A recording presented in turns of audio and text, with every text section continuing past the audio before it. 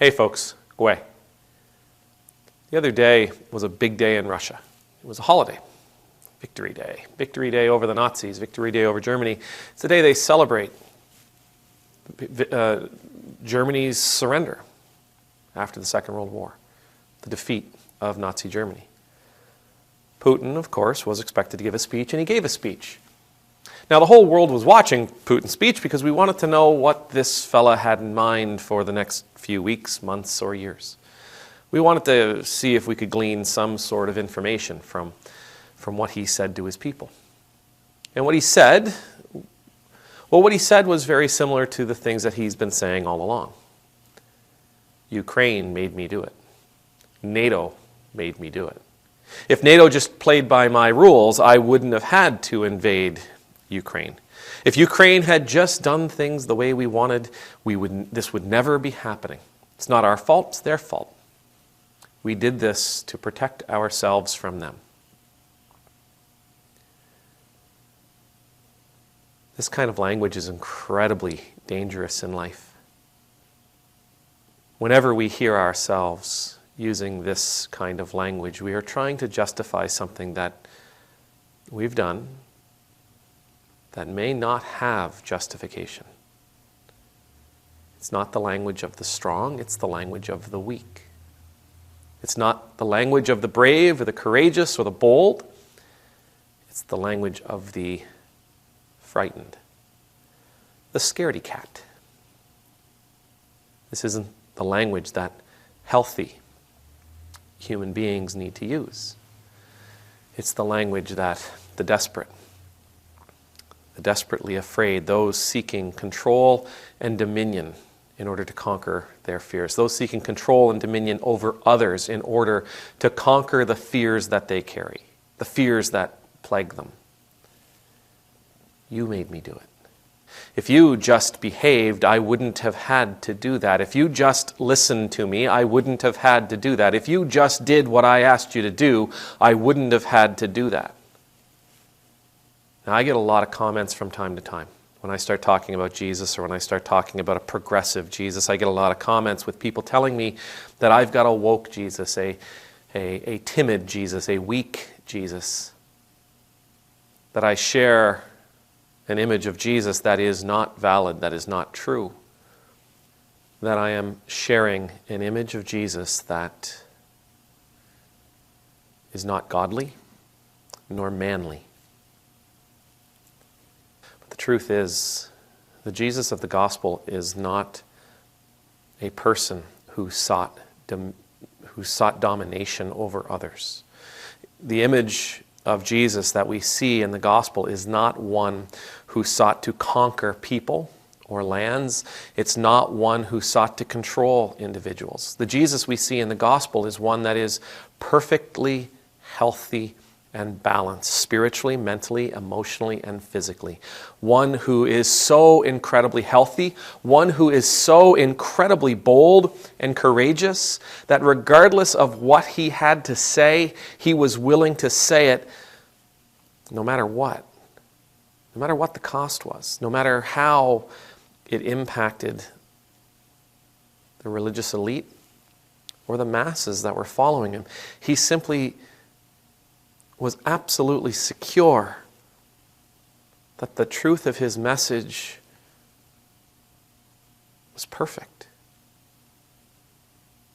And he was so secure with that knowledge that he was able to leave it up to the people to decide whether or not they would follow him. He did not need to demand.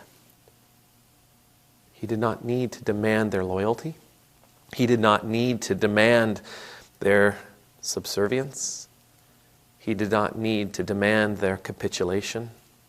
He did not need to destroy them to protect himself or his movement, his church. He did not need to control them, to make them believers, to make them followers. There's this really interesting story in the Gospels where Jesus talks about, he sort of goes off on a little roll. And he said, you must be willing to eat my flesh and to drink my blood. Now, he's saying this to a group of people who would be vehemently opposed to cannibalism for all the best reasons. And when they hear him, and there's hundreds who are with him, when they hear him, many say to themselves, what he is asking is too much. We cannot do this. We cannot violate the laws of Moses like this. We will not follow. This message has gone too far. We're out. And again, the strong, courageous, bold, secure Jesus Christ lets them go. He lets them go.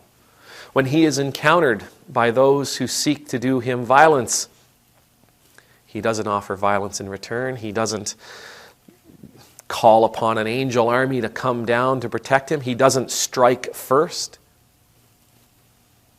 He lets it happen. The language Putin used at the Great Parade and the language he's been using all along to his people and to the international community, describing why he has led Russia to invade Ukraine, why he has led Russia to bring war to Ukraine, why he has taken actions that has led to the death of thousands and the displacement of millions. His excuse, his justification is that of a weak, insecure, unhealthy, and imbalanced person.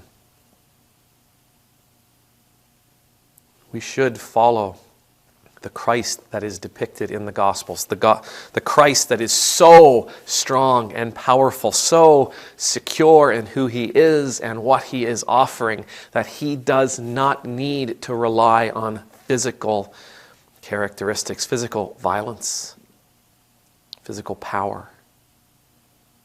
He doesn't need to control us, to have dominion over us. He doesn't need to force us. The Christ who knows that love is the way forward. And that love will get the response that is needed from those who are needed. Love will get the response that is needed from those who are seeking God's kingdom as opposed to an earthly kingdom. May the Lord bless you. May the Lord keep you. May the Lord's face be made to shine upon you and be gracious to you. May the Lord's countenance be lifted up to you. May you always know the peace of being in the Lord's presence. And I pray that we will take responsibility for our actions, that we will not try to blame our behaviors, our actions on others. That we will know that true strength is not about controlling others, but rather giving them the freedom they deserve, giving them the liberties that they seek.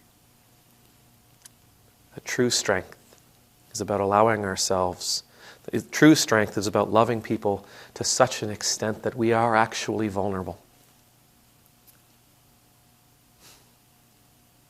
Amen. Nemultus.